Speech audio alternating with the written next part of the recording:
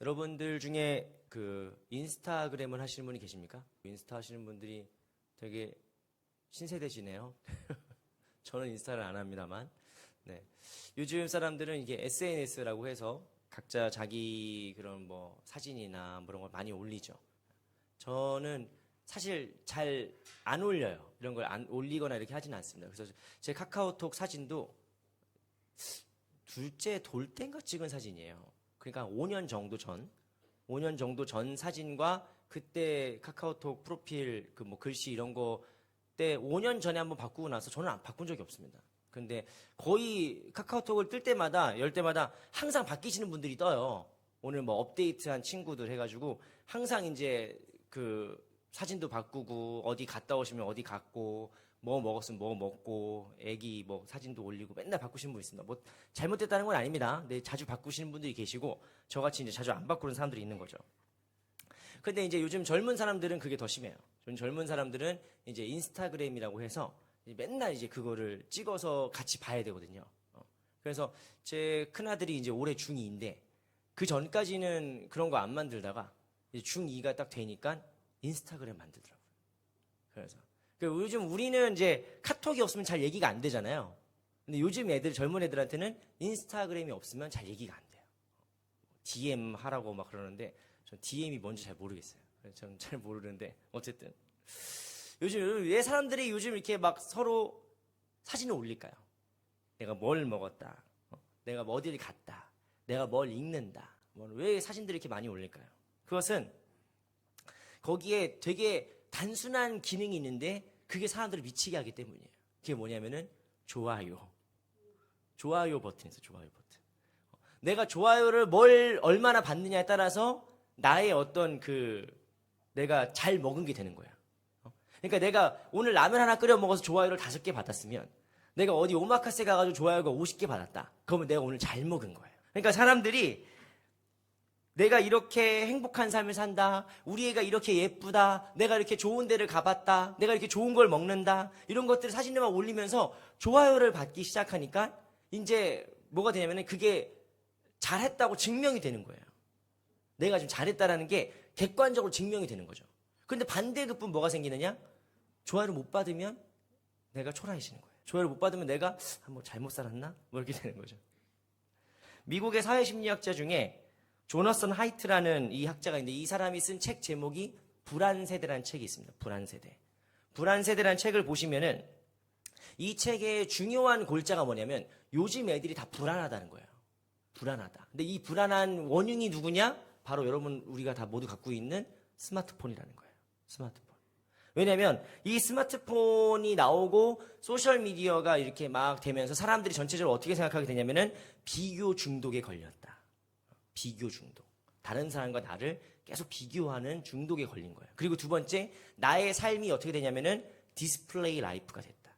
보여주는 삶이 되기 시작한 거예요. 보여주는 삶이에요. 내가 어디 가서 맛있게 좋은 음식을 먹고 배부르고 끝나는 게 아니라 그거를 보고 다른 사람한테 보여줘야 돼. 인정받아야 돼요. 그래서 현대인에게 스마트폰은 단순히 여러분 요즘 젊은 애들한테 이 핸드폰은 전화 받는 도구가 아닙니다. 전화 받는 도구가 아니에요. 이건 뭘까요?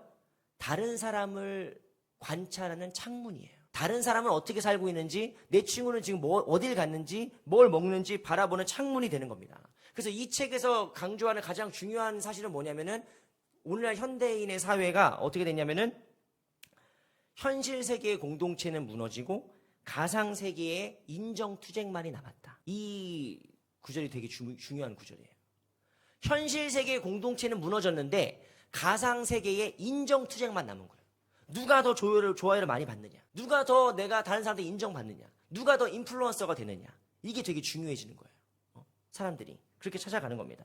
그래서 실제 삶은 중요하지 않아. 내가 실제로 어떻게 사는지 중요하지 않고 어떻게 보여지느냐가 더 중요한 시대를 살고 있는 거예요. 우리가 지금 그런 시대에 삽니다. 근데 오늘 우리가 읽은 본문 말씀에서 마치 좋아요를 받지 못한 사람과 같은 사람의 기도가 나와요. 그게 뭐냐면 이제 2절 말씀 보시면 2절에 이렇게 써 있습니다. 내 입을 날카로운 칼같이 만드시고 나를 그의 손그늘에 숨기시며 나를 갈고 닦은 화살로 만드사 그의 화살통에 감추시고. 여러분 여기에서 말하는 하나님의 종, 하나님의 사람의 기도를 우리가 머릿속으로 그려봐야 돼요. 이 사람은 지금 자기 인생을 뭐라고 생각하고 있냐면은 하나님은 나를 어떻게 만드셨다? 날카로운 칼로 만드셨다. 그리고 나를 어떻게 만드셨어요? 갈고 닦은 화살로 만드셨어요. 하나님이 나를. 그러면 우리 생각에는 어떻습니까? 잘 드는 칼을 만들었으면 여러분 뭐 할 것 같아요? 써야죠. 요리할 때도 쓰고 전쟁 나갈 때도 쓰고 칼을 잘 만들어 놓으면 써야 될 거 아니에요. 화살을 잘 갈아놨으면 화살을 쏴야 될 거 아니에요. 그런데 하나님은 내 인생 어떻게 하셨다? 내 입을 날카로운 칼같이 만드시고 나를 그의 손 그늘에 감추셨다. 나를 갈고 닦은 화살로 만드셨고 나를 화살통에 감추셨다 라고 말씀하시는 거예요. 여러분 이 사람은 얼마나 답답하겠어요. 이 사람은 아니 내가 여기까지 오기 위해서 얼마나 열심히 공부하고 얼마나 열심히 일하고 내가 얼마나 열심히 노력해 왔는데 하나님이 나를 들어 쓰시는 게 아니라 감추시는 거예요. 하나님이 나를 이렇게 자랑하시는 게 아니라 안 보이게 이렇게 두시는 거예요. 그러면은 이 사람은 얼마나 속이 터지겠어요. 답답하겠어요. 요즘 삶이 어떻다고요? 디스플레이 라이프라고요. 보여줘야 되는데 내가 보여줘야 되는데 그게 보여지지가 않잖아요. 여러분 저는 이 말씀을 묵상하면서 너무 사실 이 말씀은 많은 신학자들이 여기 나오는 하나님의 종, 여기에 나오는 그 하나님이 자기를 감추시고 막 이렇게 지칠 때까지 쓰러질 때까지 하시고 이런 사람을 예수님으로 봅니다. 장깔뱅부터 이 하나님의 종이 누구냐? 예수 그리스도다. 근데 성경에 이런 사람이 한두 명 있는 거 아니에요. 예레미야도 그렇고 막 이게 있습니다. 하나님이 그의 입을 날카로운 칼과 같이 만드시고 그의 삶을 날카로운 화살처럼 갈고 닦으셨는데 숨기셔. 감추셔. 그래서 이런 성경에 뭐 예레미야랄지 뭐 수많은 인물들이 있는데 제가 참 주제넘게도 오늘 이 말씀을 읽으면서 이게 참 나같다라는 생각을 했어요. 나같다. 여러분 제가 우리끼리니까 제가 조금 자랑을 좀 해보겠습니다. 여러분 제가 이렇게 여러분 우습게 보이시지만 우스운 사람 맞아요. 맞는데 여러분 제가 그래도 나름 2005년도부터 졸업할 때까지 1년도 상을 안 받아본 적이 없어요. 대학교에서 박수도 안 나오고 이렇게 내가 군대 갔다 오고 나서 학부 2학년 때부터 논문으로 상을 받았는데 어쨌든 간에 그래서 논문 상 받고 무슨 뭐 설교 대회 같은 데 상 받고 어디 뭐 논문 외부에서 나가 상도 받고 신문에도 기사도 실리고 뭐 별로 이렇게 뭐 당연하죠 여러분들? 예. 네. 당연한 건데 어쨌든 그 제 말이 아니라 제 주위에 있는 사람들이 다 뭐라고 했냐면은 야 재용이 나중에 잘 될 거야. 야 재용이는 우리 교수 될 거야 교수. 우리 기수 중에 재용이가 교수 될 거야. 재용이는 나중에 큰 교회 갈 거야. 뭐 다 보고 다 저보고 잘 될 거라는 거예요. 그 제가 참 제 주제에 맞지 않게 독일 유학도 갔잖아요. 독일 유학을 갔는데 독일 유학이 진짜로 이렇게 어떤 커리큘럼이 없어요. 코스웍이 없어서 잘 되는 사람은 되게 빨리 끝나고 안 되는 사람은 뺑뺑 돕니다. 그런데 나는 물론 가가지고 독일어 배우고 학교 알아본다고 2년 정도는 물론 좀 준비하는 시간으로 버리긴 했지만 나는 독일에서 석사 막 10년 동안 못 끝낸 분 봤거든요. 5년 동안 못 끝내고 하는 사람들이 태반인데 나는 2년 만에 끝난 거예요. 석사가. 그래가지고 그만 예, 너무 짜고 치는 것 같아요. 네, 그만하세요 이제 그만. 예. 저를 조롱하는 거예요 지금 박수. 그냥 독일 가 석사도 2년 만에 끝냈고 그래가지고 독일에 막 문의들이 많아가지고 내가 이제 페이스북으로 자료를 만들어가지고 공유했더니 그 공유가 막 200건 넘게 공유되는 거예요. 그러더니 뭐 교수님도 연락 오고 신학교 총장님도 연락 오고 좋아요 눌러주고 총장님이 초항 눌러주고 야 독일 유학 자료가 많이 없었는데 고맙다 하면서 막 연락 오고 넌 잘 될 거야 막 그러는 거야.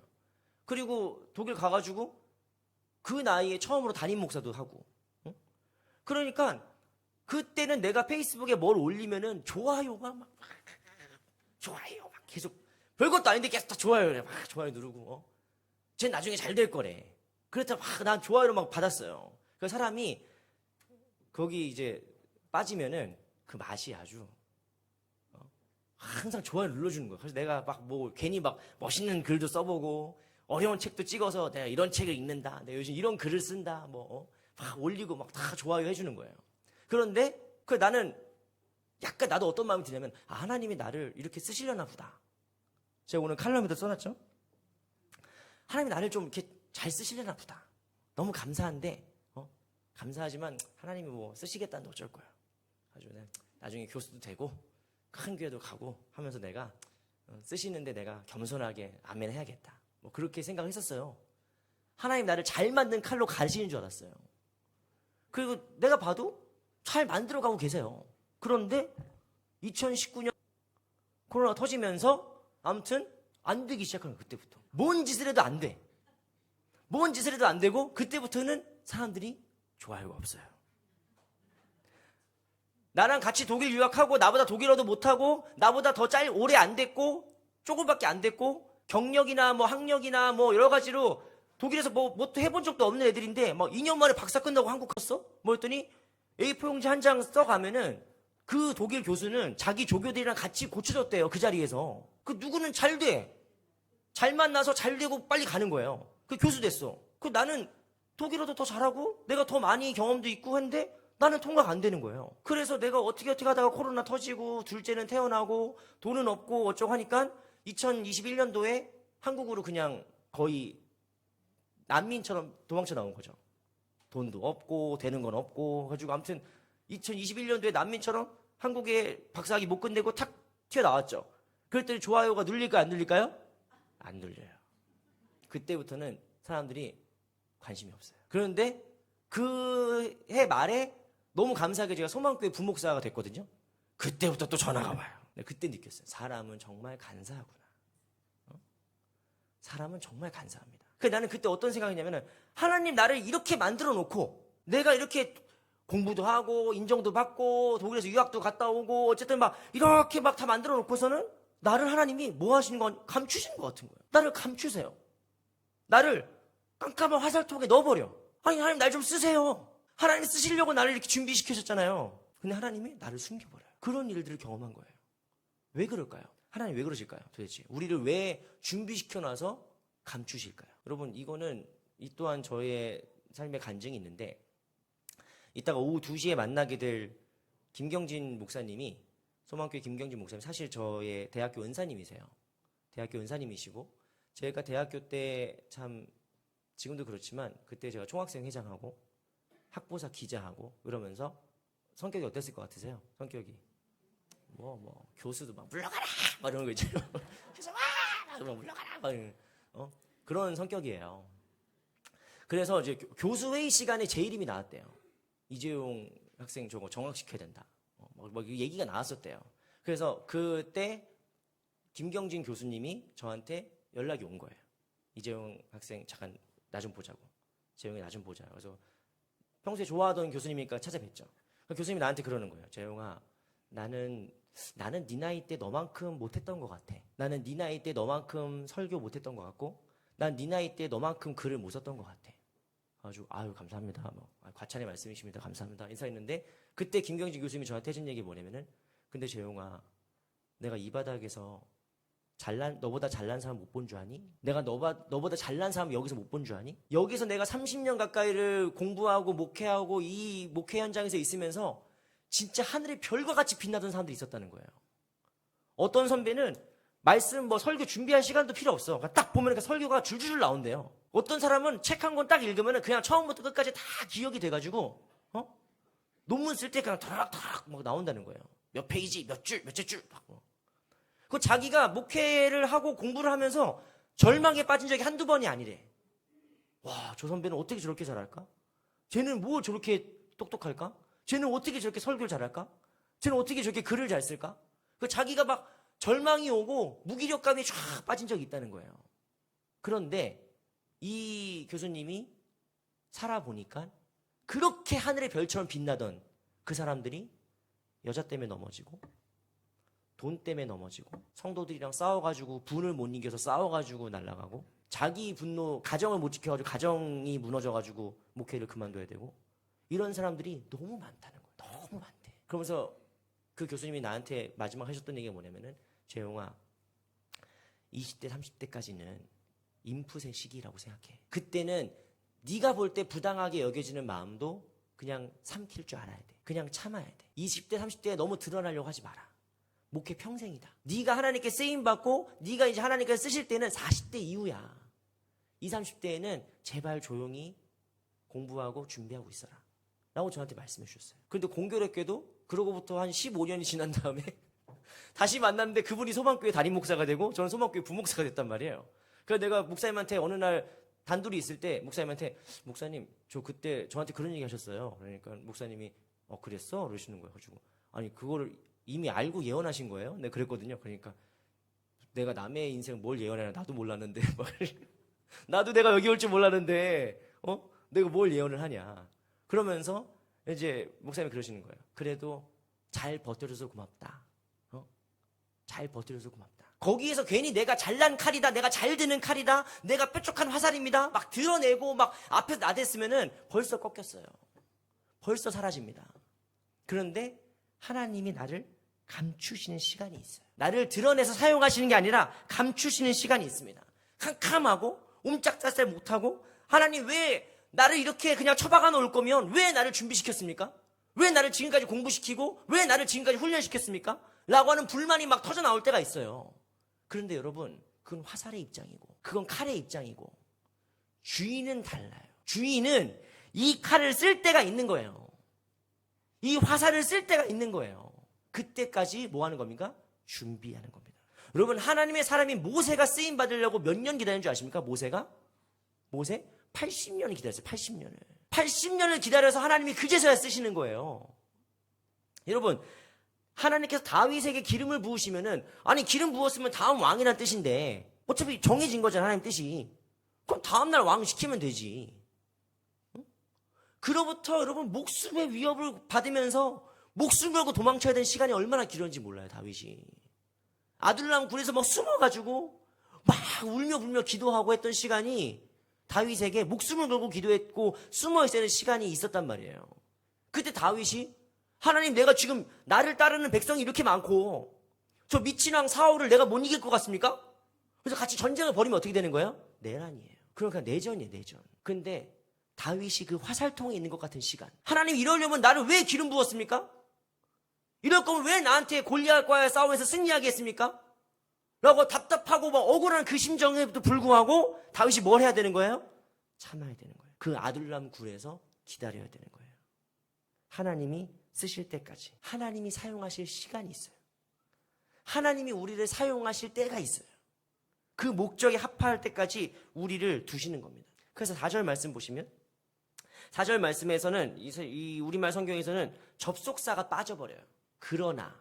그러나가 빠져가지고 이게 이해가 좀 어렵습니다. 그래서 영어 성경에 보면은 어떻게 써 있냐면은 여러분 그 우리말 4절 말씀에서는 그러나 나는 말하기를 내가 헛되이 수고하였으며 무익하게 공연해 내 힘을 다하였도다 라고 이제 그리고 접속사가 없는데 이제 영어 성경 제가 50권 넘게 영어 번역 성경을 봤는데 거기에 다 접속사 yet 그러나가 있어요.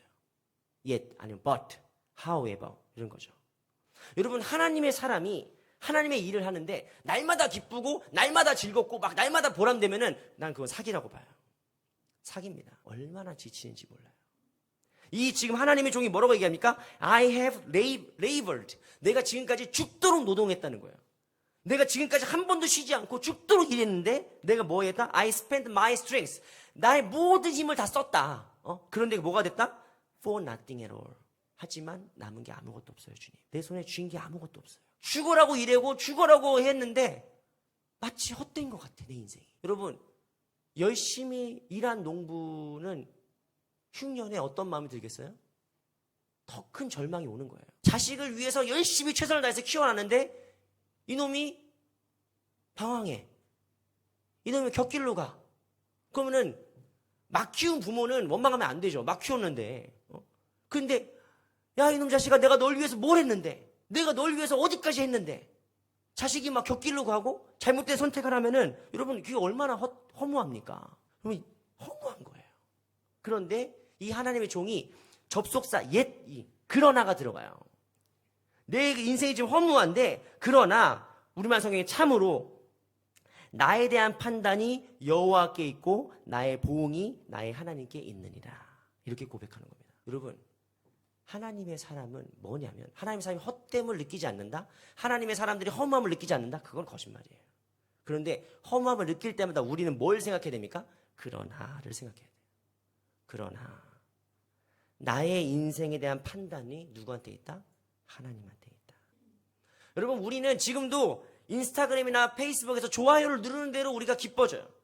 다른 사람들 나보고 성공했다고 인정하고 좋아요를 누르면 그게 성공한 것 같아. 그게 정말 잘한 것 같아. 근데 그게 정말 잘한 겁니까? 채점과는 제가 독일 유학을 가가지고 막 총장님한테 좋아요 받고 교수님한테 좋아요 받고 친구나 후배들이 막 오빠 자료가 너무 도움이 됐어요. 형 자료가 너무 도움이 됐어요. 막 고마워요. 아무리 나한테 백날 좋아요 눌러줘 봤자 진짜 나한테 박사학위를 줄 수 있는 사람이 누구예요? 지도 교수예요. 제가 인생에서 뭘 헷갈렸냐? 내가 유학이 왜 실패했냐? 내가 진짜 인정받아야 될 채점관한테 잘하는 게 아니라 다른 것들한테 잘한 거야. 당장 나를 기분 좋게 해줄 것들. 여러분, 지금 당장 돈 많이 벌어보십시오. 지금 당장 돈 많이 써보십시오. 옆에서 막 좋다고 난리예요. 아, 역시 권사님밖에 없어. 역시 집사님밖에 없어. 막 좋다고 난립니다. 근데 그 사람들은 내 인생의 채점관이 아니잖아요. 진짜 채점관은 누구예요? 더 가까운 사람들이 있습니다. 가족들이고 자녀들이고 내 배우자고 궁극적으로 뭐예요? 하나님이에요. 우리 인생의 성공과 실패를 누가 채점하십니까? 하나님이 채점하십니다. 그러니까 이 하나님의 종이 맨날 열심히 일했는데 아무것도 없는 것 같아. 허무해. 평생을 목회했는데 교인이 5명 있는 교회에서 평생 목회했는데 20년 뒤에 은퇴할 때 보니까 4명 남았어. 허무해. 평생 선교로 자기 모든 인생을 다 바쳤는데 돌아올 때 보니까 나라 정권이 바뀌었다고 쫓겨났어. 인생이 허무한 게 많잖아요. 근데 그럴 때 하나님의 사람이 뭘 고백하는 겁니까? 그러나 나의 인생에 대한 평가는 누구에게 있다? 하나님께 있다. 그럴 때 허무에서 벗어날 수 있는 거예요. 우리 인생의 채점관을 하나님으로 둘 때 우리 인생을 둘러싸는 허무의 이 파도를 우리가 넘어설 수 있는 거예요. 여러분, 제가 아주 좋아하는 옛날 예화가 있습니다. 새 그루 나무라는 예화인데 이 예화 같이 나누고 말씀 마치려고 합니다. 옛날에 이스라엘에 아름드리 새 나무, 큰 나무 새 그루가 있었다는 거예요. 이 나무가 엄청 크고 멋진 나무가 새 그루가 쫙 자라고 있었다는 거예요. 그래서 이 나무들끼리 서로 자기들이 꿈에 대해서 얘기하길 좋아했대요. 첫째 나무가 얘기했다는 거예요. 나는 나중에 커서 왕이 눕는 침상이 될 거야. 나는 왕의 침대가 될 거야. 그래서 왕이 쫙 이곳에 누워가지고 모든 이제 피로를 쉬는 그런 침대가 될 거야. 라고 얘기했대요. 두 번째 나무가 얘기한 거야. 나는 왕이 타고 다니는 함선이 될 거야. 그래서 이 왕이 이 함선을 타고 전쟁에서 승리하고 막 백전백승하고 막 이렇게 승리하는 그 무대의 현장에 내가 있을 거야. 라고 포부를 얘기한 거예요. 마지막 세 번째 나무가 뭐라고 얘기하냐면은 나는 왕의 보좌가 될 거야. 왕자가 돼서 모든 사람들이 우러러보는 멋진 내가 보좌가 될 거야. 라고 세 나무가 서로의 꿈에 대해서 막 얘기했다는 거예요. 그런데 어느 날 이제 나무가 다 자라고 목수들이 와가지고 나무를 벤 다음에 툭탁툭탁 또 만드는데 왕의 침상이 되고 싶었던 그 나무를 잘라가지고 말 구유로 만들어버린 거예요. 냄새나는 먹이 들어가고 하는 짐승의 구유가 돼버린 거예요. 왕의 함선이 되고 싶었던 둘째 나무는 뚝딱뚝딱 하더니 갈릴리 어디에 고깃배로 만들어버린 거예요. 그 나무가 너무 실망하죠. 나무가 너무 속상하지. 내가 이런 어부 고깃배나 되려고 이렇게 잘 자란 게 아닌데 나를 이렇게밖에 안 쓰나. 그 마지막 세 번째 나무가 제일 슬퍼요. 이 나무는 왕의 보좌가 되고 싶었어요. 왕이 앉는 멋진 의자가 되고 싶었어요. 그런데 그 세 번째 나무를 잘라가지고 뚝딱뚝딱 해가지고 그때 당시에 사형 틀로 만들어버린 거예요. 너무 비참하잖아요. 내가 꿈꿨던 인생이 이런 게 아닌데 나무의 생이죠. 내가 꿈꿨던 나무의 생이 이런 게 아닌데 이렇게 만들어버린 거예요. 그래서 이 세 나무가 절망하고 허무에 빠져 있다는 겁니다.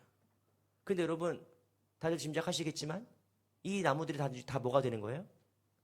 아기 예수가 누울 구유가 되는 것이고 예수님이 갈릴리 호수에서 제자들을 가르치셨던 무대가 되는 말씀의 장이 되는 것이고 마지막에 왕의 보좌는 못했지만 예수님이 달려 돌아가신 십자가가 되는 거예요.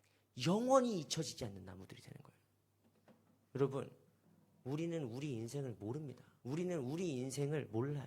특히 내가 이제 인생의 후반기를 이제 접하시는 분들은 가끔씩 허무함이 몰려와요. 내가 이러려고 여기까지 왔나? 내가 고작 요 정도 보려고 이렇게까지 달려왔나? 이렇게 죽을 힘을 다했는데 결국 이거밖에 없나? 라고 하는 허무함이 있을 때가 있어요.